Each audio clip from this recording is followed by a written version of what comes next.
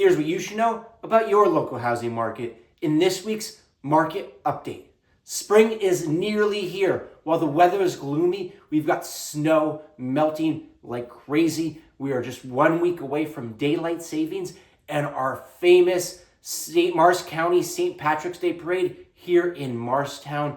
It is time to embrace spring market. I've got some good listings coming up for sellers that have been waiting until spring to take advantage of the warmer weather. If you are waiting until spring, now is the time. We are in March. The prime time for blooms and spring market is April and May. So if you are planning on taking full advantage of that, now is the time to start prepping for that. If you're going to wait to put your house on the market June, July, things do start to quiet down, especially when we get into that middle of summer. End of July and August are quiet. We can never quite tell when that vacation mode is going to creep in here in northern New Jersey. So it's best to get well ahead of that. So we should be chatting. There's a lot of nuances in this market, a lot of great marketing opportunities. The more time we have to prep, the better we can take advantage and maximize your home's value. So that being said, let's get into the stats this week and see how our local market is shaping up. I know last week the stats were kind of sparse. I think we've got a little bit more activity going on this week to take a look at. So we're looking at stats for Morristown, Chatham, Madison, Harding, Morris Plains, Mendham, Chester, Bernardsville, Basking Ridge, and Randolph. This past week, we had 39 homes come on the market. That is a 34% increase over last week. Nice and healthy. We see, almost half of these towns with 5 or 6 homes that came on the market this week. So that is promising to see. We need so much more of that new inventory. I'd like to see more of that, but it's a start. Out of these, 29 were single-family houses and 10 of them were condos or townhouses. The average list price of the homes that came on the market this week was $1,464,000.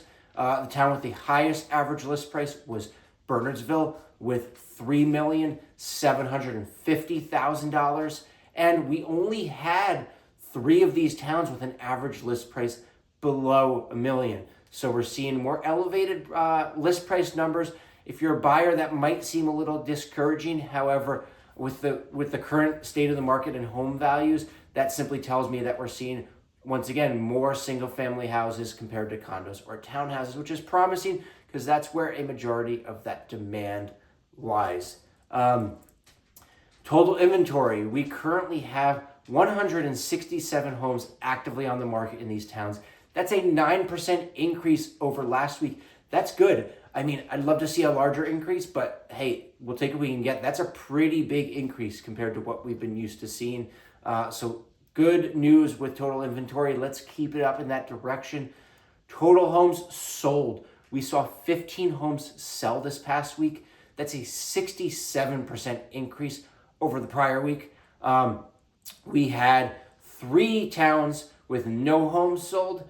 So we'd like to see homes selling in all these towns, but we need the inventory to sell. Average list price of the homes that sold this past week, $1,140,000.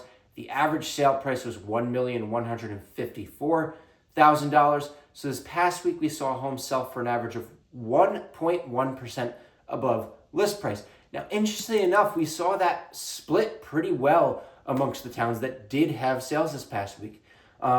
We saw about 50-50. We saw 4 of the towns where homes sold below the list price. Now, not much below the list price, but that's big news compared to what we've been seeing. Morristown, homes sold 1% below list price. Madison, homes sold 2% below list price. Chester, homes sold 4% below list price. And Basking Ridge, homes sold 1% below list price. However, Randolph, 0.7% above list price. We saw Mendham, 2% above list price.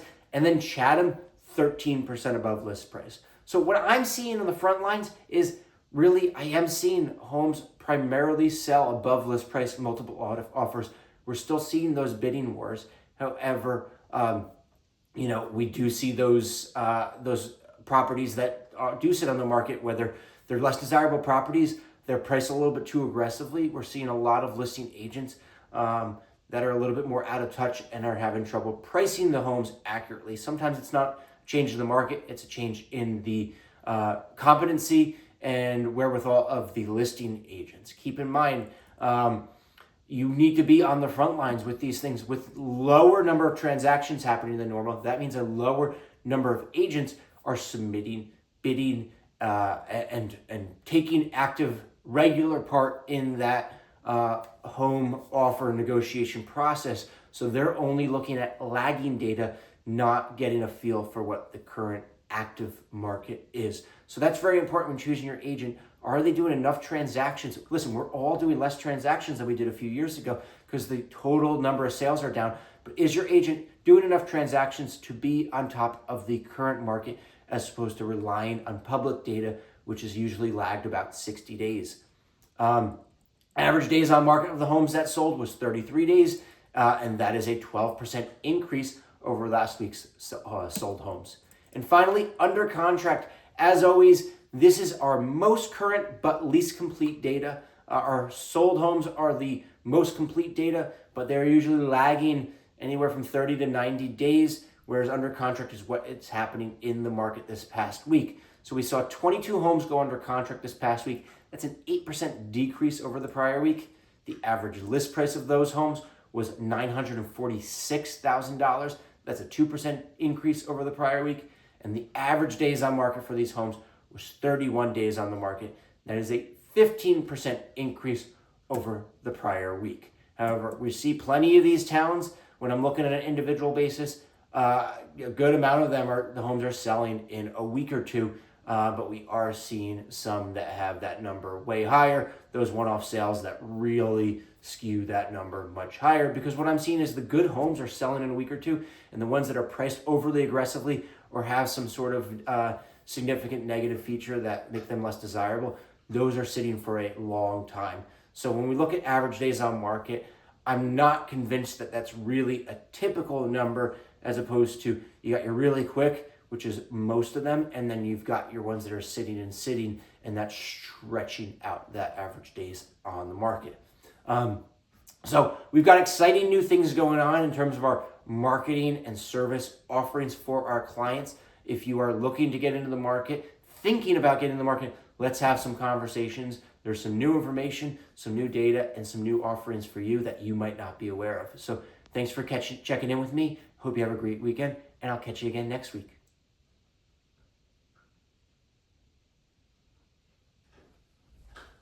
What are you eating, Henry?